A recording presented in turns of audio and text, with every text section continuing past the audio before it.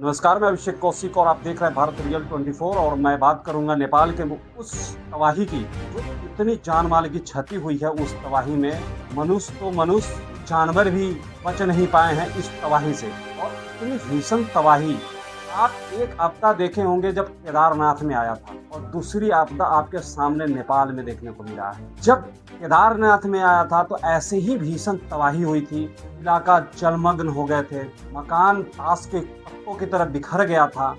Just ऐसा ही आपको दृश्य देखने को मिलेगा नेपाल में भी ऐसे ही भीषण तबाही आई है और मकान ताश के पत्तों की तरह बिखर चुका है।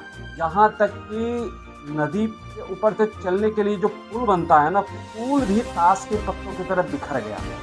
सेकेंडों में वो पुल गायब, सेकेंडों में लोगों का आशियाना बह गया।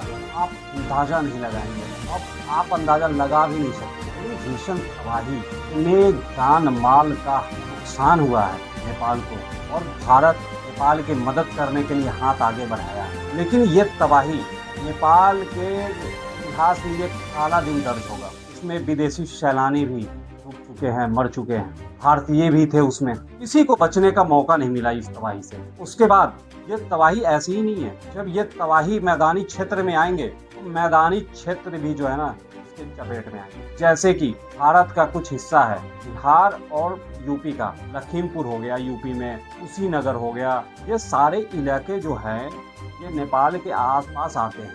बिहार का हो गया पूर्वी चंपारण, पश्चिमी चंपारण, मुजफ्फरपुर, वैशाली, सीतामढ़ी, शिवहर, ये सारे इलाके ऐसे आते हैं। ये इलाके नेपाल के आसपास के इलाके हैं।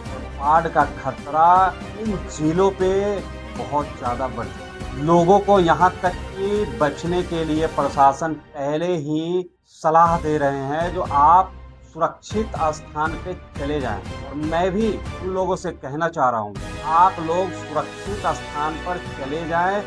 अभी बाढ़ का खतरा बना हुआ है। बूढ़ी गंडक हो गया, गंडक है, गंगा नदी है, कोसी है, इनसे खतरा ज्यादा बना हुआ है। कोसी जो बिहार का शोक तक कही जाने वाली नदी जो नेपाल से निकलती है, प्रशासन के द्वारा अनाउंसमेंट किया जा रहा है और बोला जा रहा है। लोगों को खुद को समझना भी चाहिए और सुरक्षित स्थान पे जाना भी चाहिए। ये जो तबाही हुई है नेपाल में, सैकड़ों लोग लापता हैं जिसका कोई पता ही नहीं लगा पाया अभी तक। सैकड़ों लोग मर चुके हैं, आप गिन नहीं सकते हैं। आंकड़े के मुताबिक, कल तक के आंकड़े के मुताबिक मैं बता सकता हूँ जो 95 जो मर चुके हैं। और मिसिंग तो अंदाजा नहीं लगा सकते, क्योंकि आप एक रिजल्ट भी है वहाँ पे, आप देखेंगे वीडियो में हमारे, तो ऐसे बाढ़ आई है ना, उसको अपने आगोश में इस तरह ली है जो आप चौंक जाएंगे देखने के लिए। उसके चारों साइड वो बीच में है और उसके पीछे से ऐसे आता है ना बाढ़, उसको बहा के लेके चला जाता है। ताश की तरह बिखर गया। देखते ही देखते चंद मिनटों में वो नेस्ता नाबूद, वो गायब हो गया। यहाँ पे कुछ था भी ऐसा आपको मिलेगा नहीं। यहाँ तक कि जो आदमी उस बाढ़ में मरे, आप अगर उस वीडियो देखेंगे ना, आपका रूह कांप जाएगा। आप वीडियो देख लेंगे, किसी का पैर मिल रहा है, किसी का हाथ मिल रहा है, तो किसी का सर मिल रहा है, किसी का धड़ मिल रहा है। इस तरह वीडियो मिल रहा है, आपकी रूह कांप जाएगी अगर वो वीडियो आप देखेंगे। इतनी भीषण तबाही एक केदारनाथ में देखने को मिला था और आज नेपाल में देखने को मिला ये वीडियो। मेरी तो हिम्मत नहीं है उस वीडियो को देखने की, इतनी भरी भीषण तबाही। और जब केदारनाथ में आया था तो उस समय पत्रकार मैं नहीं था, और आज के डेट में मैं पत्रकार हूँ और इस खबर पर बताते हुए आपको बड़ी दुख के साथ मुझे ये चीज़ आपको बताना पड़ रहा है। और आप लोग को जानना भी चाहिए इतनी भीषण तबाही, इतनी खतरनाक मंजर उस समय उन लोगों के ऊपर क्या बीता होगा जब ये मंजर आया होगा। उन्हें सामने साक्षात मौत, तबाही के रूप में मौत देखा। यहाँ तक कि अपनी जान भी बचा नहीं पाए, ना अपने बच्चों की, अपने परिवार वालों की, किसी की जान नहीं बचा पाए वो लोग। इतनी भीषण तबाही, और नेपाल सरकार इस पे काम कर रही है और इंडियन गवर्नमेंट ने भी नेपाल सहायता के लिए उतर चुकी है।